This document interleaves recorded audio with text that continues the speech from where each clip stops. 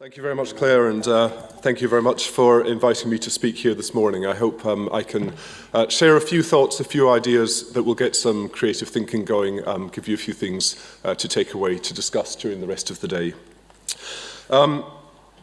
Very briefly, why is there a picture of the film Gravity up on the opening slide? Gravity was a film that won 6 Oscars back in 2014, including an Oscar for Best Special Effects. What you may not know is that all of those special effects were done a few miles down the road from here in a company called Framestore in Soho in the West End. And I think it demonstrates, it's a great example of the incredible creative talent, technology creative talent that we have in this city, which has been a key theme that we've been trying to push in terms of London's brand and London's international reputation. So that was a great success story for Framestore. It was a great success story for London and its reputation as a special effects destination. But before I say a little bit about what we've been doing around London's brand, London's international reputation, let me just say, if I may, a few words about the company that I lead here in London. London & Partners, we were created, as Claire mentioned, back in 2011, just before the Olympics. We are the city's official promotional and growth company. And we're a private partnership between the Mayor's Office and London businesses. So a private company, a not-for-profit company, but with a number of for-profit business lines within the business. And we have a very broad focus right across all aspects of London's international economy. So we help to secure and support business events, also major sporting, cultural events for the city. We help to promote London to international tourists, help them to discover what's here in the city. We position London as the best place for higher education, attracting international students. We attract investment and developers into major property and regeneration opportunities. Here at King's Cross, a good example, if you walked out of the station, you'll see the massive regeneration that's going on in this part of the city, and that's true right across 33 different areas across London at the moment. We influence the investment decisions of global companies, persuading them to set up and grow their operations here in London. And we also now help London companies to win export contracts. So on the flip side, both attracting the investment they spend into London and helping London businesses to win business overseas. And although we have a very broad remit, we have a very broad focus, we have a very simple remit and an even simpler mission. Our remit, to build, evolve London's reputation and to attract investment and spend from overseas, which create additional jobs and growth for the city. Our mission, as I said, is to tell London's story brilliantly. Very, very simple mission that we have. And we apply that as a filter to everything that we do as a company, right across all of our audiences, right across all of our business lines. Over the last 4 years, as a company, we have received an investment from the Mayor's Office of £54 million. And for that money, we've leveraged that up with significant private money and our own commercial income streams to deliver an additional £1 billion of gross value added, an additional 30,000 jobs for the city. So just to say a little bit about why I think London's brand, London's reputation is very important, and then give you some practical examples of some of the things that we've done over the last couple of years that we believe has had an impact in helping to achieve those results. The first thing to note is that London's economy is incredibly international. We're probably the most international city on the planet. 1 in 12 companies in London are now foreign-owned. When you go to large companies, it's 1 in 4. Foreign investment in our property infrastructure markets is higher than any other city on the planet. A third of our infrastructure here in the UK is now foreign-owned. Our tourism economy here in London is worth almost 20 billion of GVA, employs in some way or another about 13% of all Londoners. And our student population, again, our international student population is the largest in the world, almost 110,000 international students, 25% of the total student population here in the city. And the competition for this international spend and money and investment is greater than ever. And it's not just tourism or foreign direct investment where traditionally governments focus. It's researchers, innovators, entrepreneurs, institutions, philanthropists, film, television shoots, sporting events, cultural events, festivals, all are becoming globalized. Between now and 2025, 7,000 companies will be looking for a location for their international headquarters. That's more than $1 billion US dollars of revenue looking for a home. The global tourism market, as many of you will know, is set to double between now and 2036. And I believe, in many ways, cities are becoming even more important than nations. I recognize today is about nations, but the work that we're doing with other cities, the Brookings Institute initiative and other initiatives, shows that the world is very much urbanizing, no surprise there, but tourism, retail, housing, knowledge are all re-urbanizing again. Because cities are offering a concentration of customers, access to markets, to investors, links between cities, access to business services, access to regulators. They're where ideas are taking place, where progress is being made, where they are hubs of business innovation, they're test markets for new products, they're cultural hotspots. And a strong identity for a city is incredibly important. A city that is attractive, that is powerful, that can command affection, as well as a sense of confidence and trust, can help that city to win the international race. For London, and this may not be true for other cities, but certainly for London, I don't believe that we as London and Partners either can or have the authority to create a single brand for London. When you think about London, perhaps we can try this. When you think about London, what do you think about? I should have had a Slido question about this. But let's just look through some images, some different ways that people perceive London. Whether it's the River Thames, a global financial centre, a cultural powerhouse, the history and heritage of the city, the royal family, an amazing tourist destination, the West End Theatre, the great shopping that's here, the sporting events such as Wimbledon, a leading technology centre, a centre for education, or just the rain. There's a huge variety of things that people take away from London. Every person has a different perception of the city. And it would be impossible for me to try to create a single unifying story that resonates with every audience that wants to have a piece of London, that can appeal to all of our target audiences. Particularly so in today's connected world, where we don't control the messaging, the brand messaging, and it would probably be a disservice for me to my community here in London to try and do that. I believe that London is simply too big, too diverse. Its reputation has been built up over hundreds of years. Every day, millions of people interact with this city. It means too many things to too many people for me to try and control that brand. So that doesn't mean, however, that we should all go home.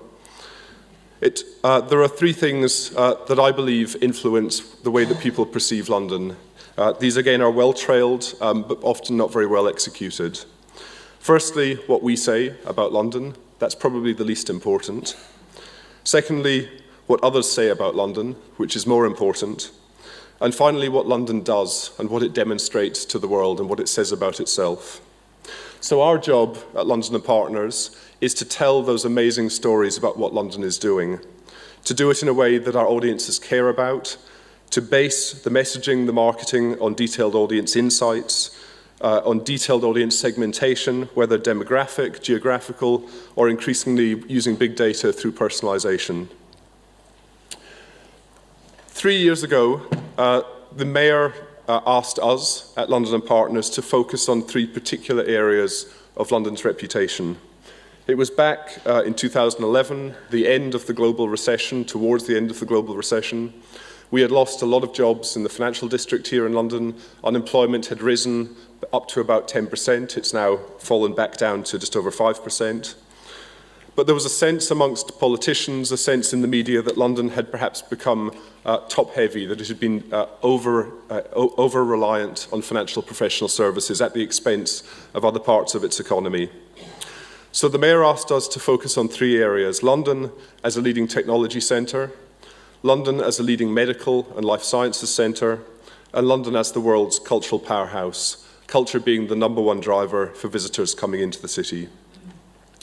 So since then, we have spent the last 3 years trying to tell brilliant stories about London in these 3 areas, and I'd like to share a couple of examples of how we've done that. Creating new content, attracting iconic companies into the city, attracting entrepreneurs and talent, new investment and risk capital, influencing city and national government policies that are either barriers or facilitative, attracting citywide congresses and events, building new media channels, new marketing campaigns, and showcasing breakthrough developments that are taking place here in London. Let me take technology as an example, and I'll talk about this example in a moment. Over the last few years, 1 in 3 new jobs in London have been in this technology startup space. That's an incredible change from just a decade ago. Our startup rate now here in London and the South East is outpacing California's, which is not something that many people still know about. So we've been focusing on building London's reputation to let people know that we are the startup capital of Europe, but also that we're an ecosystem where startups can successfully scale up, can get investment, can exit, can go on to be global companies. In 2014, we created a new platform to do that, something called London Technology Week. We created that with a couple of partners, UBM Live, the events organization, Tech London Advocates, which is a group of almost 2,000 entrepreneurs and founders here in London, and our convention centre, Excel London. And it was a week-long celebration of London's global position as a hotbed of talent. As you can see, in the second year of the event this year, we had over 220 events, more than 43,000 delegates from 80 countries coming into London to be able to interact with the creativity and the talent and the investment that exists here. And it provided a platform for us to secure over £25 million of global media coverage, including trending on Twitter at various points during the week.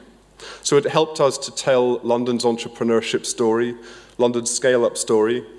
We ran a number of social media campaigns around this, shining a spotlight on companies which had successfully scaled up using London as a platform. We called them London's growth heroes. That was pushed out through various social media networks. And London now is regularly mentioned in the media alongside Silicon Valley, New York, Tel Aviv, Los Angeles as one of the world's leading startup clusters. There's a lot more for us to do. This was about telling. There's a lot more for us to do in building the ecosystem, attracting more of the international businesses, supporting the creativity and the entrepreneurs here in London, attracting more software engineers into the city, improving the city's broadband networks and capacity, and showcasing some of the technology that's being developed.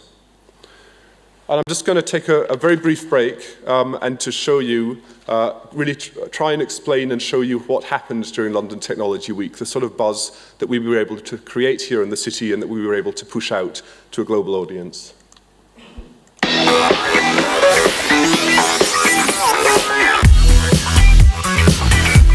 London's so obviously the capital of Europe in terms of technology and digital innovation. We are creating our own tech valleys here. This is a great week to showcase what's happening in London.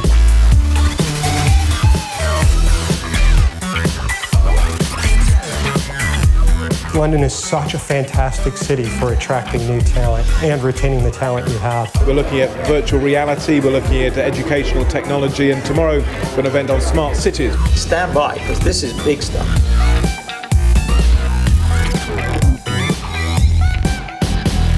Dream big and think about getting your product right. We focus on building leadership businesses in markets of scale. For us, that's where growth comes from, getting new talent, new ideas into the door so that we can scale and grow. As you scale up, it's about bringing in people that will preserve the culture and really keep what made you different and made you disruptive. What matters is not just starting a business, but it's actually building, executing, and growing that business. The key thing is keep focusing on the product. The UK is our second largest market and a very significant market for investment and innovation. London Tech Week is a great way to shine a light on the amazing talent that resides in this capital.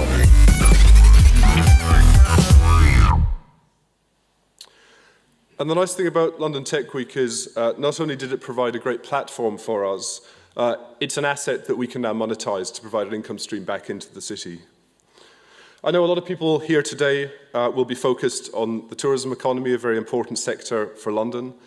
Again, let me just end by saying a little bit about what we've done in the tourism area, particularly focusing on London as a cultural powerhouse, as I mentioned, one of the Mayor's key priorities. We know that most tourists come to London because of the cultural assets that we have here. It's the main driver, heritage and culture, for tourists coming here. We've had 2 all-time record years for tourists off the back of the Olympics. This year, the first 6 months, we're up another 6%, so this is set to be a 3rd all-time record year. And we did a lot of work with the museums and galleries here in London to bring them together. 50%, more than 50% of their audience is international visitors, almost 18 million visitors to our top 10 museums and galleries each year. We worked with them. They secured some phenomenal blockbuster exhibitions.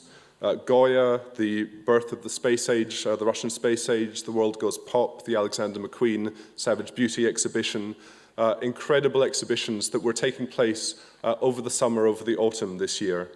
And so what we did was pull those institutions together and again launched a major digital social media campaign, PR campaign, to shine a spotlight on those cultural assets, on those exhibitions that were taking place here. We had about 60 content partners who worked with us. We created a short film about that we showed across a number of channels. We got a celebrity to front it for us for a number of the markets. No surprise, one of the cast from Downton Abbey. We had a guest appearance from our mayor in it. We pushed it out, and our tourism partner, the airline holidays partner that we worked with, saw about a 20% year-on-year uplift in bookings off the back of this. It was also a huge data gathering exercise, not least, again, for our museums and galleries, for some of them the largest data gathering exercise they've ever had. And they're now able to follow, to communicate with that audience going forward. And again, we'll be able to monetize that. So again, let me just show you very briefly another 60-second film that shows what we did and how we pulled together the different content during this autumn season. Here in Britain, we don't like to boast, and we're far too reserved and polite to shout about our plans for this autumn's magnificent season of blockbuster cultural events in London. You see, we always take huge pride in our enormous modesty. It would hardly seem fair to wax lyrical about our award-winning West End theatre when we do have the finest actors to choose from. And as for mentioning our show-stopping musicals, well, I'm sorry, but it's just not cricket. So if you don't mind, we won't make a song and dance about our world-class ballet dancers, our walls and walls of inspiring and groundbreaking art, revolutionary design, or that thing on rollers. It's a top-secret Russian space capsule, but don't tell anyone. Unnecessary fuss is absolutely criminal. While others may swoon over the grandeur, we just take it in our stride. Because for us, pageantry is commonplace, just like double-decker buses or talking about the weather. Oh, actually, it's clearing up rather nicely. So please, do come and see us in London this autumn. It really is rather pleasant.